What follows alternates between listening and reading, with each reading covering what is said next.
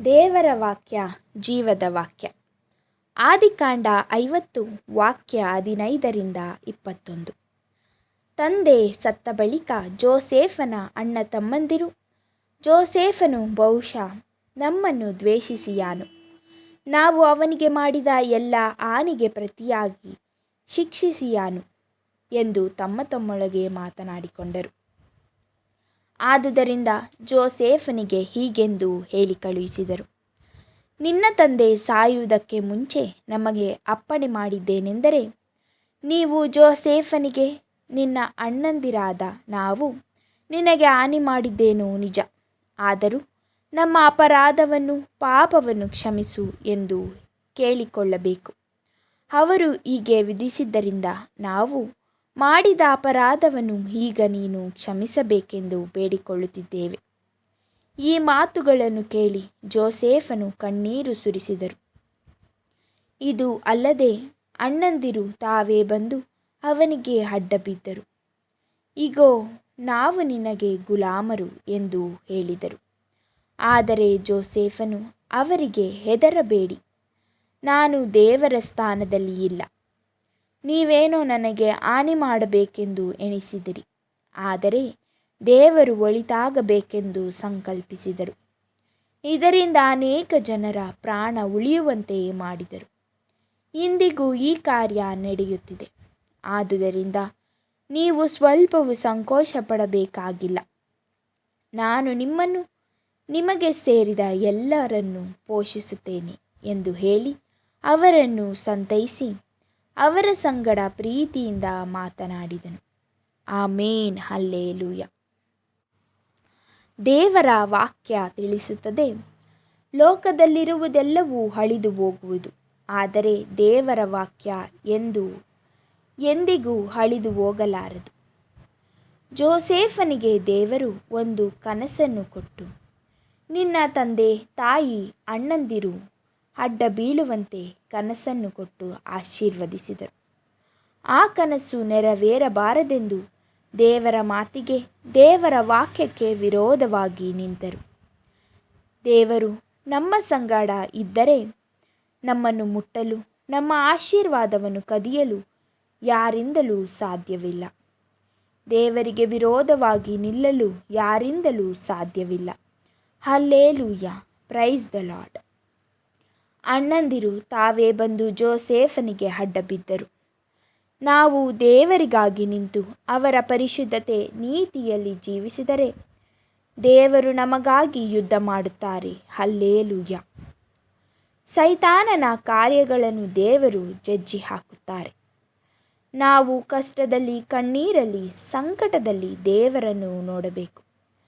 ನಮ್ಮ ಪಾಪಗಳಿಗೆ, ಶಾಪಗಳಿಗೆ ಯೇಸು ಸ್ವಾಮಿ ಶಿಲುಬೆಯ ಮೇಲೆ ತೂಗಲ್ಪಟ್ಟರು. 39 ಚಾಟೆ ಏಟನ್ನು ಹೊಡೆದರು, ಮುಳ್ಳಿನ ಕಿರೀಟವನ್ನು ತೊಡಿಸಿದರು, ಅವಮಾನ ಮಾಡಿದರು, ಪರಿಹಾಸ್ಯ ಮಾಡಿದರು, ನಿಂದಿಸಿದರು, ಹೊಟ್ಟೆ ಬಾಕ ಎಂದು ಕರೆದರು, ದೆವ್ವಗಳ ಒಡೆಯ ಎಂದು ಕರೆದರು. ಇಷ್ಟೆಲ್ಲ ಆದರೂ ದೇವರ ವಾಕ್ಯ ತಿಳಿಸುತ್ತದೆ, ಮೌನವಾಗಿದ್ದರು. ಸ್ತೋತ್ರ ಅಪ್ಪ. ನಮ್ಮನ್ನು ಎಲ್ಲ ವಿಧವಾದ ಅಂಧಕಾರದಿಂದ ಬಿಡಿಸಲು ಯೇಸಪ್ಪ ಬಂದರು. ಶಿಲುಬೆಯ ಮೇಲೆ ಪರಿಶುದ್ಧವಾದ ರಕ್ತ ಸುರಿಸಿದರು. ದಿವ್ಯ ರಕ್ತದಿಂದ ತೊಳೆದು ಶುದ್ಧ ಮಾಡಿದರು.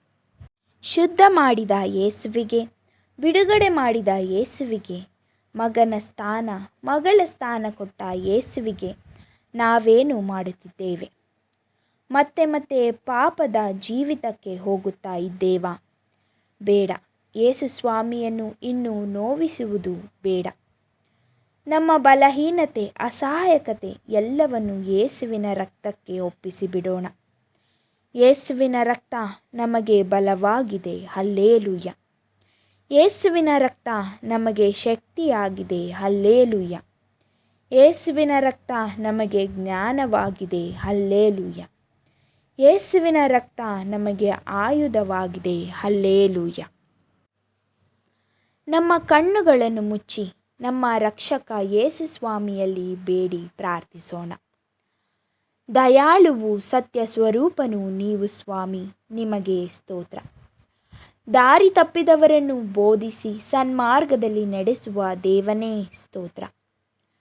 ದೀನರನ್ನು ನಿಮ್ಮ ವಿಧಿಗನುಗುಣವಾಗಿ ನಡೆಸುವ ದೇವನೇ ಸ್ತೋತ್ರ. ನಿಮ್ಮ ಎಲ್ಲ ಮಾರ್ಗಗಳು ಕೃಪೆಯು ಸತ್ಯತೆಯಿಂದ ತುಂಬಿವೆ ಸ್ವಾಮಿ ಸ್ತೋತ್ರ. ನನ್ನ ಪಾಪವು ಬಹು ಘೋರವಾಗಿದೆ, ಆದರೂ ನಿಮ್ಮ ಪರಿಶುದ್ಧ ರಕ್ತವು ತೊಳೆದು ಹಾಕಿದೆ ಅಪ್ಪ ಸ್ತೋತ್ರ. ನಿಮ್ಮಲ್ಲಿ ಭಯಭಕ್ತಿಯುಳ್ಳ ಮಗನಾಗಿ ಆಶೀರ್ವಾದ ಮಾಡಿದ ದೇವನೇ ಸ್ತೋತ್ರ. ನಿಮ್ಮ ಒಡಂಬಡಿಕೆಯ ರಕ್ತ ನನಗೆ ದಯಪಾಲಿಸಿರುವ ದೇವಾ ಸ್ತೋತ್ರ. ಯೇಸುವೆ, ನೀವೇ ನನ್ನ ಪರಿಹಾರಿಯಪ್ಪ. ನನ್ನ ಪಾಪಗಳಿಗೆ ನೀವು ಬಾಧಿಸಲ್ಪಟ್ಟಿರಿ ಯೇಸುವೆ. ನನ್ನ ದ್ರೋಹಗಳಿಗೆ ನೀವು ಪೆಟ್ಟು ತಿಂದಿರಿ ಯೇಸುವೆ. ನೀವು ಯಾವ ತಪ್ಪು ಮಾಡಲಿಲ್ಲ ಅಪ್ಪ. ನಮ್ಮ ಅಕ್ರಮಗಳಿಗಾಗಿ ನಿಮಗೆ ಅವಮಾನ ಮಾಡಿದೆವು.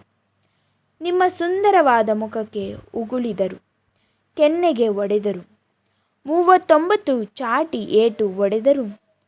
ನಿಮ್ಮ ವೇದನೆಗೆ, ನಿಮ್ಮ ಯಾತನೆಗೆ ನಾನೇ ಕಾರಣ ಯೇಸುವೆ. ನಿಮ್ಮ ಪರಿಶುದ್ಧ ರಕ್ತದಿಂದ ತೊಳೆದು ಶುದ್ಧ ಮಾಡಿದ ಯೇಸುವೆ ಸ್ತೋತ್ರ.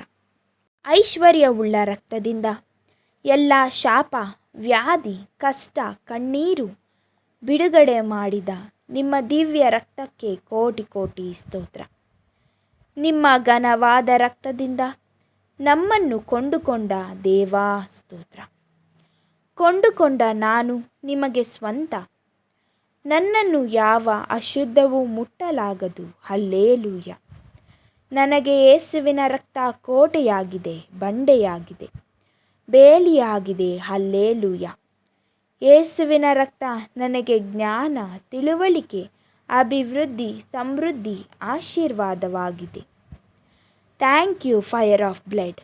Thank you fire of blood. Thank you fire of blood. Hallelujah.